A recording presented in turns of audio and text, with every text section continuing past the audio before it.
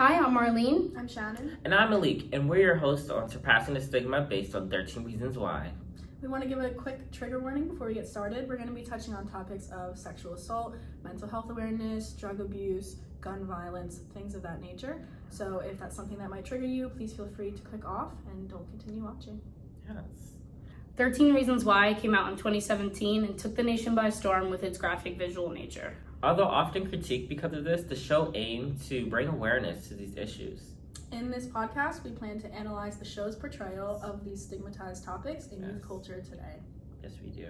I think one of the most, starting off the mental illnesses that they did start in terms of topics was suicide. Teen suicide was, I think, the biggest one that hit home. It definitely had its infamous track from the show, as well as its good starting conversation and talk awareness and why it's so important and why we should just have a conversation with each other at such a young age. Yeah, and it didn't only talk about suicide. It talked about suicide ideation. It talked about failed attempts. It talked about the survivors of it and friends who went through it. So I like how the show started off kind of with this main focus of teen suicide, and not just affecting Hannah herself but the people around her, but it kind of just began to touch on each episode on more issues that happened in high school, and that's where we saw a lot of the sexual assault that happened in the show. Sexual assault is a huge topic in the show.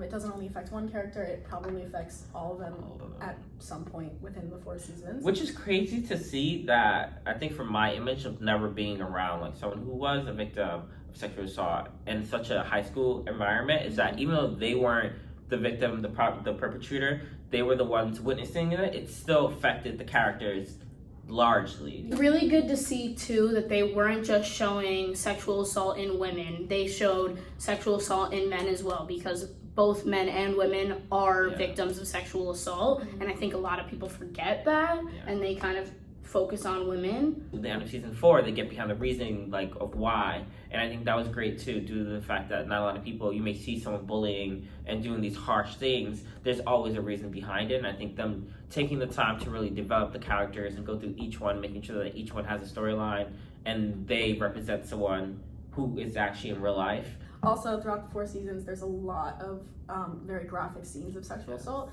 There's Hannah's, there's Jessica Davis, there's Tyler.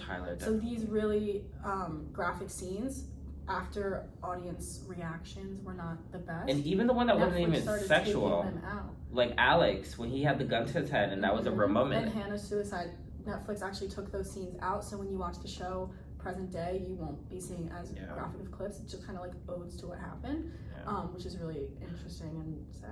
Yeah. And I do think that at some points it was too graphic, and that's why they got criticized so much. But I do think it was important that they show these things, just because people do not understand the severity of these situations and how much that they actually take a toll on these people and why.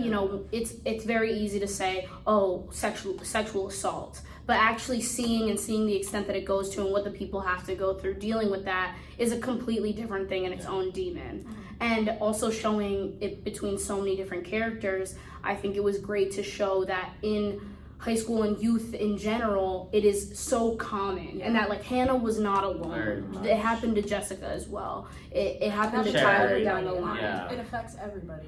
So I think drug addiction is a topic that's often talked about in adults and students in college, and I think a lot of times it's skipped over in the youth in high school and stuff, and that's honestly when it begins and when people start to deal with addiction. I think it was really interesting to see the show talk about each character's different issues, and we see that in Justin Foley, that he gets addicted to heroin, and we see how much he struggles with that, while other characters are struggling with other mental health issues and stuff like that. People are looking over what he's doing because he's popular and is his downfall.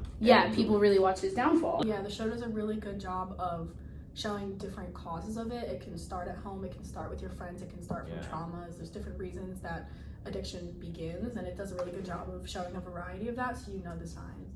So the next 4 episodes of our podcast are audio only, but we are going to be diving into the analysis of the portrayal of these stigmatized issues in youth culture within the show. So feel free to keep listening. Yes, guys, tune in to our next 4 episodes. Thank you.